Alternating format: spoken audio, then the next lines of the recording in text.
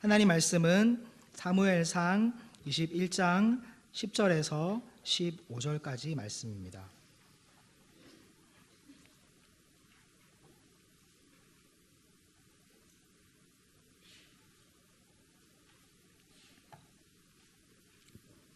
사무엘상 21장 10절에서 15절까지 말씀, 저와 한 절씩 교독하시고 마지막 절 함께 읽도록 하겠습니다.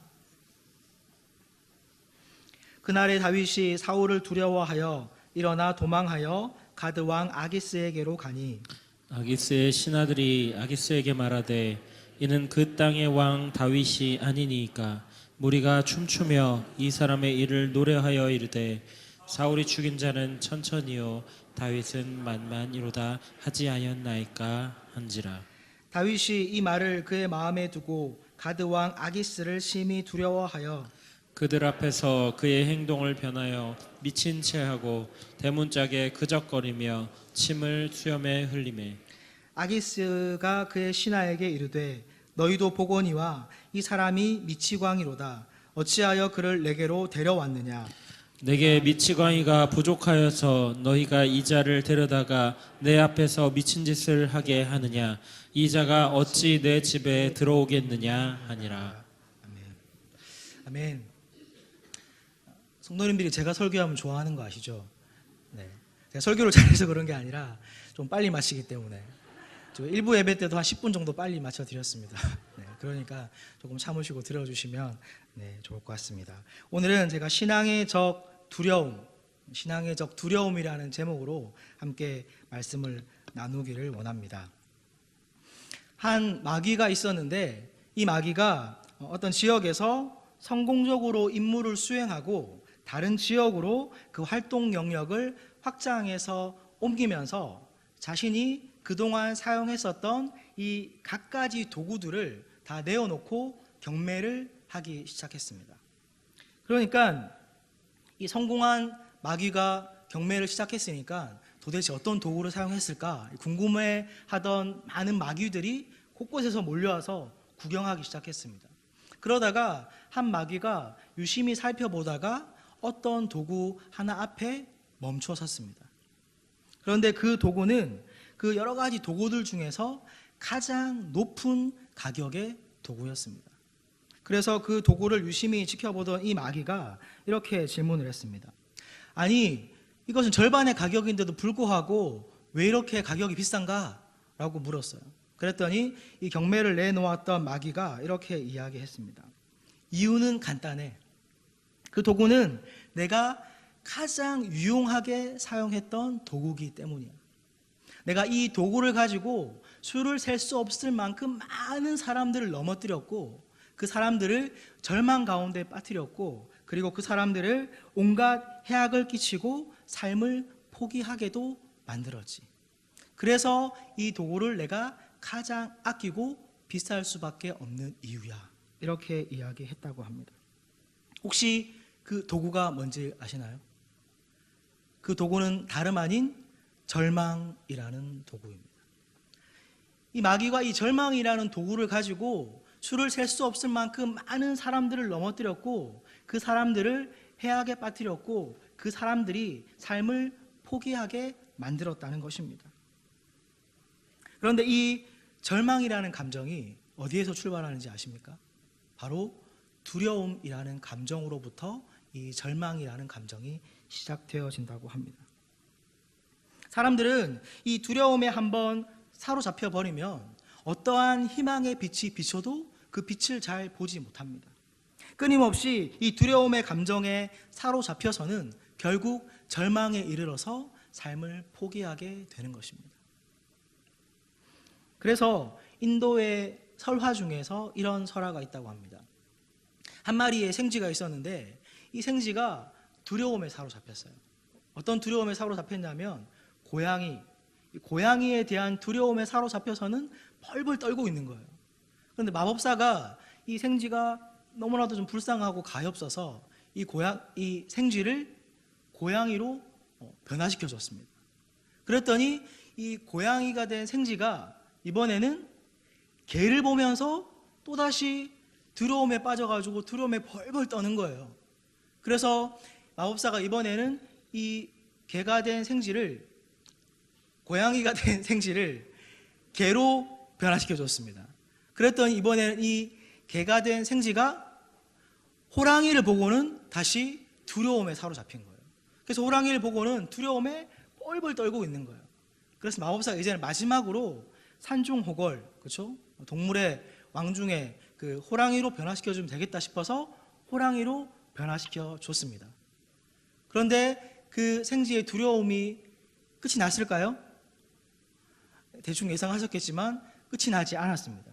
이번엔 이 호랑이가 된 생쥐가 무엇을 두려워했냐면 사냥꾼의 엽총. 사냥꾼의 엽총을 보고는 또 두려워서 벌벌 떠는 거예요. 그래서 이 마법사가 이 두려움이라는 게 끝이 날 수 없는 것이구나 라는 것을 깨닫고 다시 원래의 모습대로 되돌려 놓았다고 합니다. 한번 이 두려움에 사로잡혀 버리면 그 끝이 없다는 것입니다. 우리가 세상을 살아가다 보면 우리를 두렵게 하는 것들이 너무나도 많다는 것입니다. 그런데 오늘 본문을 보면 이스라엘의 가장 위대한 왕, 성경 역사에서도 가장 위대한 왕으로 인정받았던 이 다윗 왕이 바로 이 두려움이라는 감정에 사로잡혀 있다는 것을 볼 수 있습니다. 다윗은 이 두려움이라는 감정에 사로잡혀서는 일생일대의 최악의 상황이 지금 오늘 본문에 펼쳐지고 있습니다.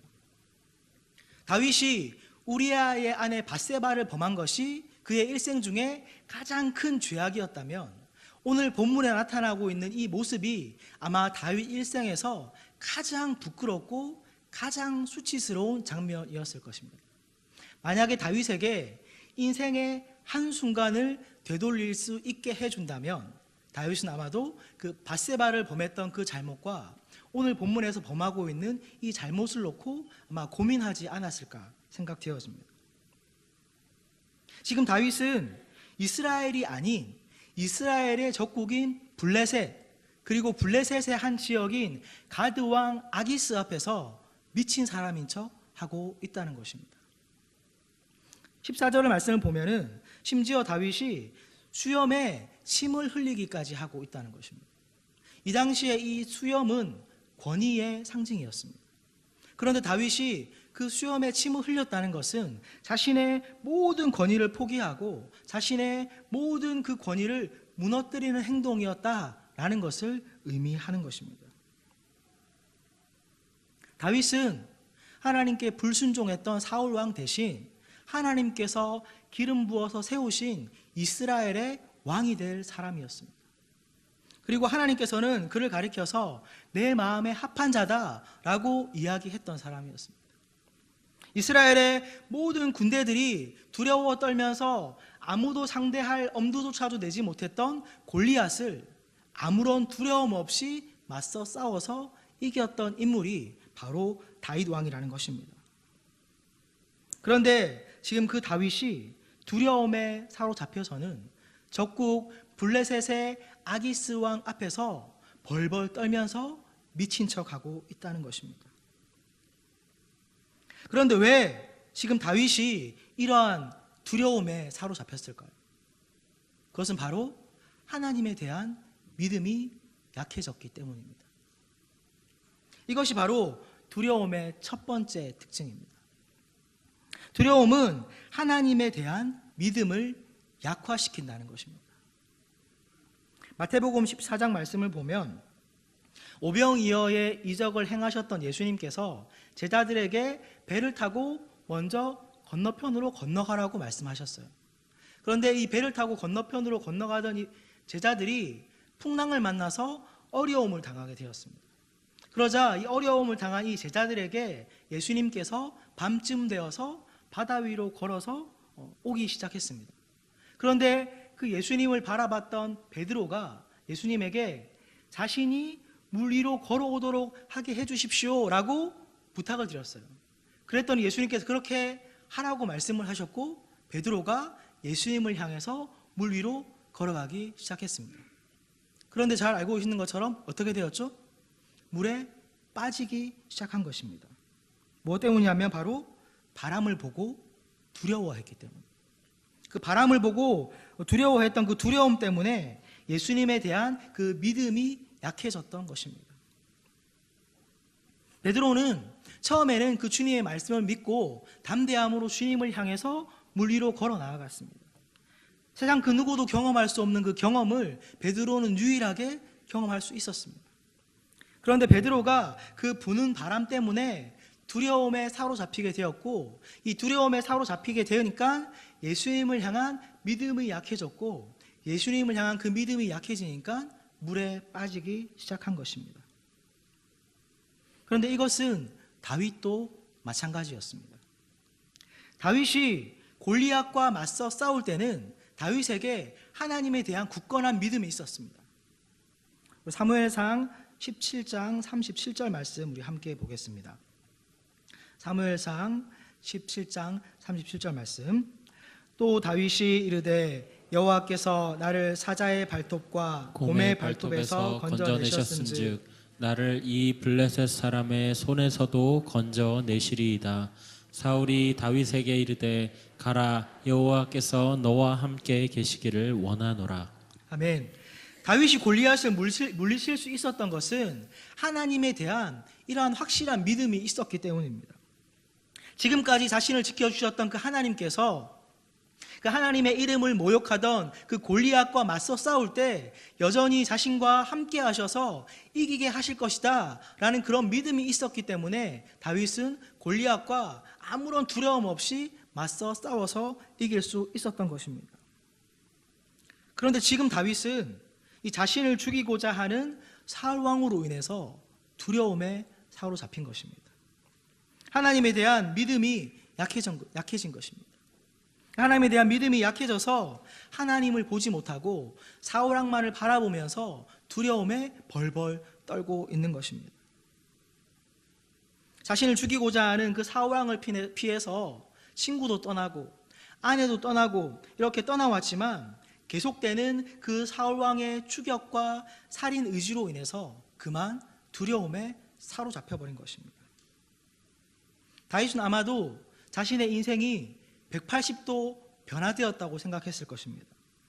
이전에 자신이 얻었던 그 모든 영광은 사라지고 이제는 왕이 죽이려고 하는 도망자 신세에 불과하다라고 생각했을 것입니다. 그런데 다윗이 알지 못했던 중요한 한 가지 사실이 뭔지 아십니까? 그것은 바로 상황은 아무것도 변화된 것이 없다는 것입니다.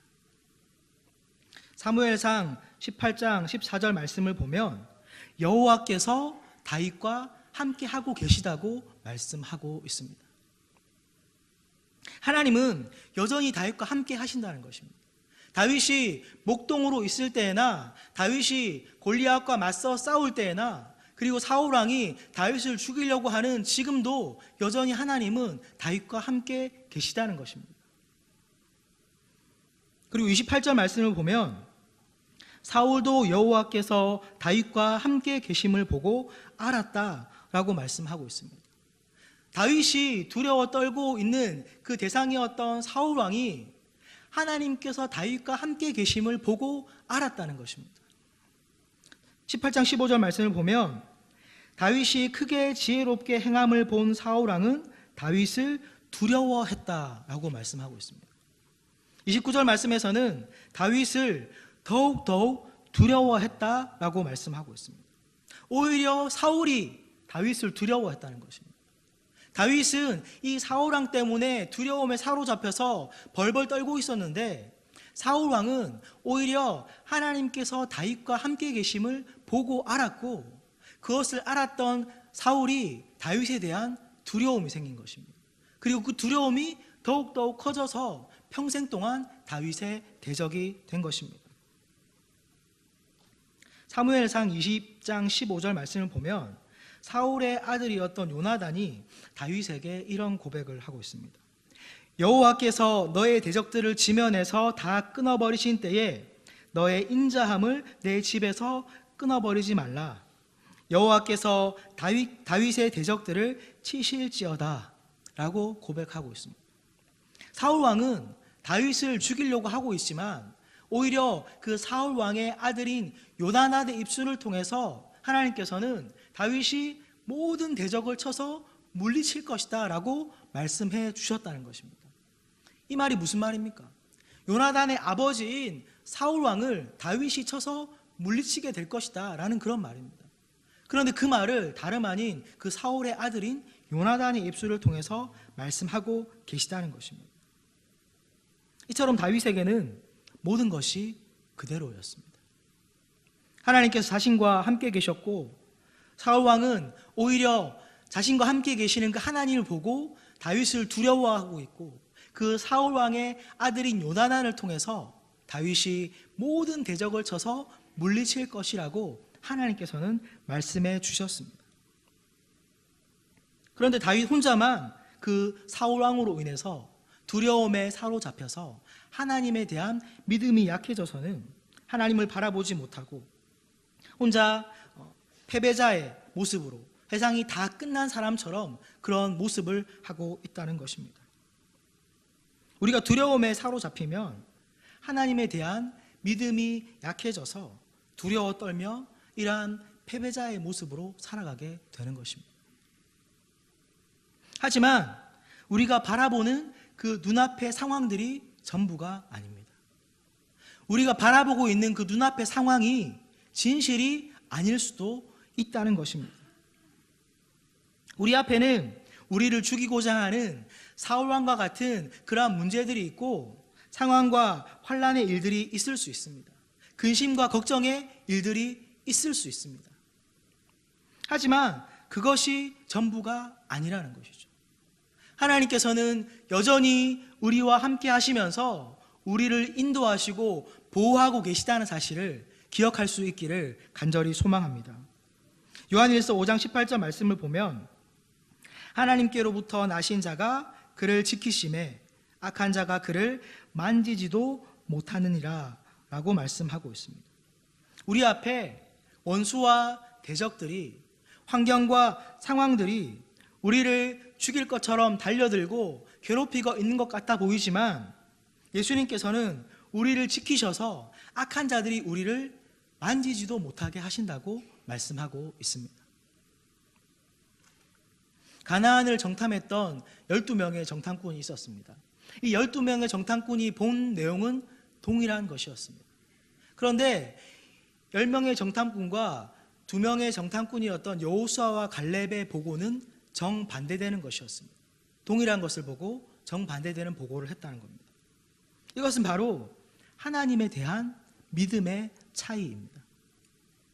눈앞에 보이는 그 거인족 속으로 인해서 하나님을 보지 못하고 두려움에 사로잡혔던 이 10명의 정탐꾼은 하나님이 우리를 죽게 만들었다, 하나님께서 우리를 이곳까지 인도해서 우리를 죽게 만들었다라고 불평하고 불만하면서 두려움에 빠져서 벌벌 떨고 있는 것입니다. 하지만 여호수아와 갈렙은 그 거인족 속이 아닌 하나님을 바라보았고 그 하나님으로 인한 담대함으로 저들은 우리의 밥이다 라고 선포할 수 있었던 것입니다. 우리에게 이러한 굳건한 믿음이 있기를 간절히 소망합니다. 하나님의 함께하심, 하나님의 보호하심, 하나님의 인도하심을 믿는 사람은 우리 힘으로 절대로 이길 수 없을 것 같아 보이고 우리 힘으로 절대로 감당할 수 없을 것 같아 보이는 거인족 속이 우리 눈앞에 있고 골리앗과 같은 그러한 문제들이 우리 앞에 있고 사울과 같은 그러한 상황과 환경들이 우리 앞에 있어도 믿음의 고백을 할 수 있는 것입니다. 눈앞의 문제들과 상황과 환경들로 인해서 하나님을 보지 못하고 두려움에 사로잡혀서 벌벌 떨고 패배자의 모습으로 살아가는 것이 아니라 하나님에 대한 굳건한 믿음을 통해서 우리가 만나는 모든 현실의 두려움들을 물리칠 수 있는 저와 우리 모든 성도님들 될 수 있기를 주님의 이름으로 간절히 축원합니다. 그런데 오늘 본문을 우리가 자세히 살펴보면 이 상황이 참 아이러니한 상황이다라는 것을 알 수 있습니다. 자신을 죽이고자 했던 사울 왕으로 인해서 두려움에 사로잡혔던 다윗이 피한 곳이 다름 아닌 적국인 블레셋이었다는 것입니다. 그리고 그 블레셋의 가드왕 아기스 앞에 다윗이 이르게 되었다는 것입니다. 다윗이 정신을 차리고 보니까 이것은 마치 여우를 피하려고 하다가 호랑이를 만난 것과 같은 상황이라는 것이죠. 그런데 어떻게 이런 상황이 되었냐는 것입니다. 자신을 죽이고자 한 사울을 피한 것까지는 이해할 수 있는데 그 사울왕을 피하기 위해서 적국 블레셋, 그것도 그 블레셋 가드의 왕 앞에 피한다는 것이 비상식적이고 아이러니한 상황이라는 것입니다. 그런데 이 상황 속에서 이 아기스의 신하들이 다윗을 즉각적으로 알아봤습니다. 그리고 11절 말씀에서 이 아기스의 신하들이 뭐라고 이야기하냐면 사울이 죽인 자는 천천이고 다윗이 죽인 자는 만만입니다 라는 찬양을 듣는 사람이 바로 이 사람입니다. 이 사람은 적국의 영웅입니다. 이 사람은 두려운 존재이기 때문에 절대로 살려둬서는 안 되는 존재입니다. 이런 이야기를 아기스의 신하들이 하는 겁니다. 그런데 12절 말씀을 보면 이 적에게 영웅 소리를 듣고 적들은 이 다윗을 두려워하면서 이 사람은 반드시 죽여야 되는 사람입니다 라는 이야기를 들었던 다윗은 오히려 또 반대로 그 적국의 왕인 아기스 왕을 보면서 두려워하고 미친 척하고 있다는 것이죠. 그래서 이 상황이 아이러니하다는 겁니다. 이 블레셋과 아기스 신하들은 다윗을 보고 두려워하고 있고 다윗은 반대로 또 적국의 왕을 보면서 두려워하면서 미친 척하고 있다는 겁니다. 그런데 이것이 바로 두려움의 또 다른 특징이라는 것입니다. 두려움의 두 번째 특징이 무엇이냐면 우리가 두려움에 사로잡히면 하나님이 아닌 세상의 다른 것들을 의지하게 된다는 것입니다. 우리가 두려움에 사로잡혀버리면 상식적인 판단을 내리지 못하게 됩니다. 세상의 왕 때문에 두려움에 빠져있던 다윗이 그 왕을 피하기 위해서 세상의 또 다른 왕, 그것도 족국의 왕을 의지한 것과 같은 것입니다. 두려움은 우리가 하나님이 아닌 다른 것들을 의지하게 만듭니다. 두려움은 우리가 하나님이 아닌 세상을 의지하게 만든다는 것입니다. 믿음이 약해져서 두려움에 사로잡혀 버리면 하나님이 아닌 세상을 의지하게 된다는 것입니다. 열왕기하 25장 말씀을 보면 남유다의 왕 시드기야가 이 바벨론을 섬겨야 한다라는 그 예레미야 선지자의 말씀을 따르지 않고 친애굽 정책을 펼치면서 애굽을 의지하게 되었습니다. 그런데 결국 이 애굽은 바벨론에 의해서 멸망당하고 남유다마저 이 바벨론에게 멸망당하고 그리고 시드기야의 두 아들은 죽임을 당하고 자신은 두 눈이 뽑히고 이방 땅에 포로로 끌려가게 되었습니다. 하나님께서는 하나님의 백성들이 이방 땅에 포로로 끌려간다 하더라도 내가 너희와 함께 할 것이고 하나님의 때에 내가 너희를 회복시켜서 다시 돌아오게 해줄 것이다 라고 말씀해 주셨습니다. 하지만 시드기야는 자신들이 바벨론의 포로로 끌려가서 포로 생활을 해야 된다라는 그런 현실적인 두려움에 사로잡혀서는 하나님의 말씀을 믿지 못하고 세상을 의지하고 세상의 힘과 권력을 의지했던 것입니다. 이처럼 우리가 두려움에 사로잡혀 버리면 하나님이 아닌 세상을 의지하게 됩니다. 하지만 그 결과가 결코 좋을 수 없다는 사실을 우리는 반드시 기억해야 합니다. 다윗처럼 그 썩은 동아줄 같은 블레셋의 아기스 왕을 의지했다가 미친 척하면서 자신의 모든 권위를 무너뜨리는 그런 결과를 맞이하게 되는 것입니다. 히스기야처럼 아무런 힘이 없는 그 애굽을 의지했다가 나라는 멸망당하고 아들은 죽임당하고 자신은 두 눈이 뽑혀서 이방 땅의 포로로 끌려가는 그러한 결과를 맞이하게 된다는 것입니다. 우리는 이 세상 속에서 많은 두려움에 사로잡힐 수 있습니다. 세상에는 우리가 사로잡힐 만한 두려움의 요소들이 너무나도 많이 있습니다. 미래에 대한 두려움, 관계에 대한 두려움, 현세에 대한 두려움, 가난에 대한 두려움, 고통과 질병에 대한 두려움, 실패에 대한 두려움, 죽음에 대한 두려움, 수많은 두려움들이 순간순간 우리를 찾아오고 우리를 엄습합니다.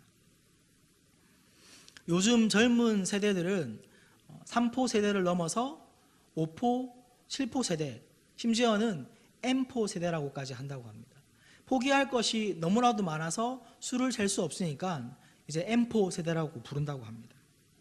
결혼과 출산을 포기하고 대인관계, 여가생활, 집, 심지어는 꿈과 희망마저 포기하고 혼밥, 혼술하는 것이 이 젊은이들의 트렌드가 되었다고 합니다. 하지만 이건 역시도 두려움의 문제라고 할 수 있습니다. 나의 상황과 환경을 보고 세상을 바라보면 도무지 희망을 가질 수 없고 기대할 수 없으니까 다 포기해버리는 것입니다. 세상에 대한 두려움으로 인해서 결국 포기하는 것이 당연한 것이다 라는 그 세상의 가치관을 따라가는 것입니다. 자녀를 키우는 우리 부모님들도 마찬가지죠. 치열한 경제 사회 속에서 자식들을 그래도 살아남게 하려면 어떻게든지 좋은 대학 보내야 되고 좋은 스펙을 쌓아야 되니까 어떻게 해서든지 최우선순위로 공부를 시키고 학원을 보내고 좋은 스펙 쌓아서 좋은 직장 들여보내려고 하는 것입니다. 하지만 이것도 세상을 바라보고 상황을 바라보면서 미래에 대한 두려움으로 인해서 생겨난 모습이라고 할 수 있는 것입니다. 노후에 대한 두려움도 우리를 세상을 의지하게 만드는 것입니다. 내가 언제까지 일을 할 수 있을까? 내가 언제까지 건강할 수 있을까? 내가 언제까지 수입을 창출할 수 있을까? 이런 두려움에 사로잡히니까 세상을 의지하게 되는 겁니다. 그래서 이 퇴직한 중년 남성분들이 이 사기꾼들의 표적의 대상이 되는 경우들이 많다고 합니다. 평생 가족을 위해서 열심히 일을 하시다가 이제 더 이상 일을 할 수 없고 더 이상 수입도 없으니까 미래에 대한 두려움이 생기고 정상적인 판단을 못하는 거예요. 그래도 누가 봐도 말도 안 되는 수익률인데도 불구하고 거기에 미래의 거기 미래를 보장받기 위해서 거기다 투자를 하는 겁니다. 그렇게 자신의 퇴직금도 날리고 오히려 빚까지 떠안게 되는 경우들이 너무나도 많다고 합니다. 미래에 대한 두려움 때문인 것이죠.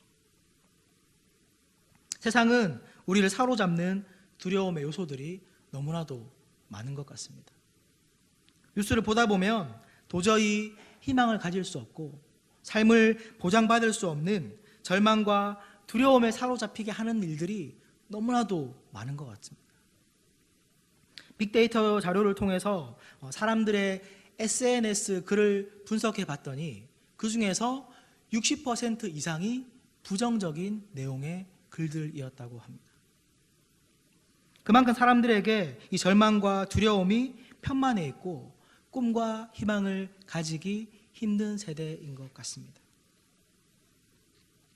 하지만 세상이 아무리 절망과 두려움의 감정에 사로잡혀 있다 하더라도 우리 믿음의 백성들은 하나님을 바라보아야 할 줄로 믿습니다. 세상 바라보고 환경 바라보고 사람 바라보고 두려움에 사로잡히면 우리 역시도 세상 방식을 따르고 세상 가치관을 쫓아갈 수밖에 없습니다.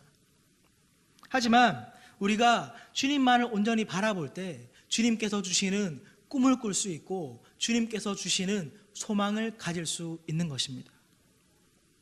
하나님은 다윗이 목동으로 있을 때도 함께 하셨고 다윗이 골리앗과 맞서 싸울 때도 함께 하셨고 사울 왕이 다윗을 죽이고자 할 때도 함께 하셨고 여전히 다윗과 함께 하셨습니다. 그래서 사울 왕도 그 다윗을 두려워했고 그 아들 요나단도 다윗이 그 모든 대적을 물리칠 것이라는 것을 알았습니다. 심지어는 적국 블레셋의 신하들까지도 다윗을 보고 두려워했다고 말씀하고 있습니다.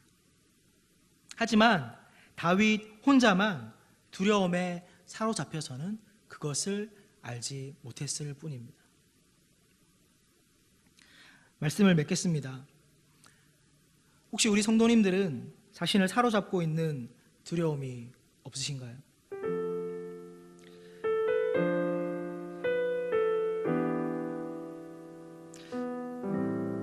저는 순간순간 이런 두려움에 사로잡혀서 하나님을 바라보지 못하고 세상을 바라보고 사람을 의지했던 것 같습니다.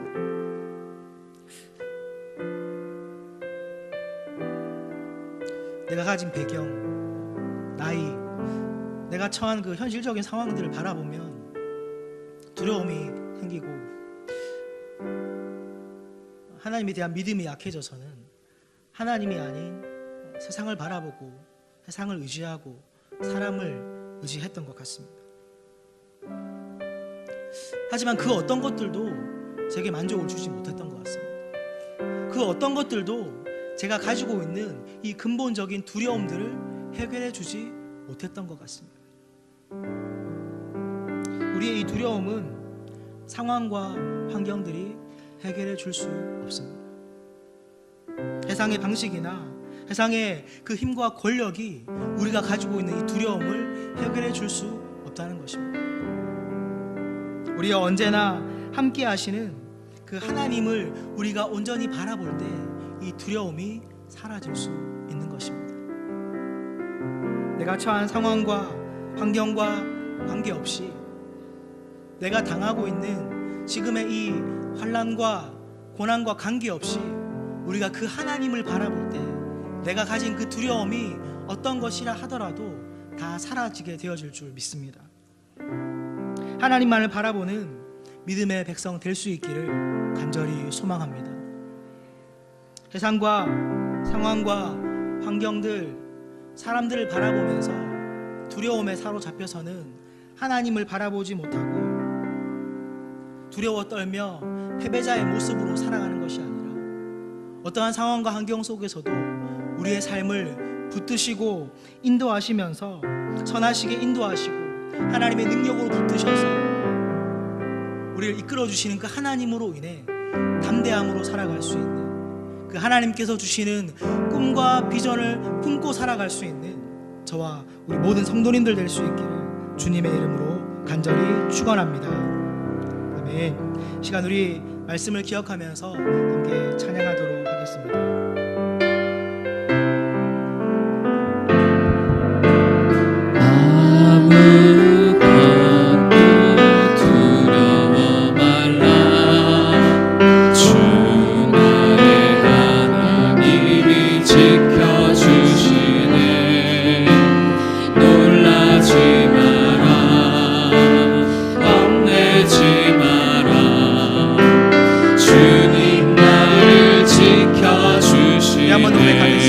아무것도 두려워 말라. 아무것도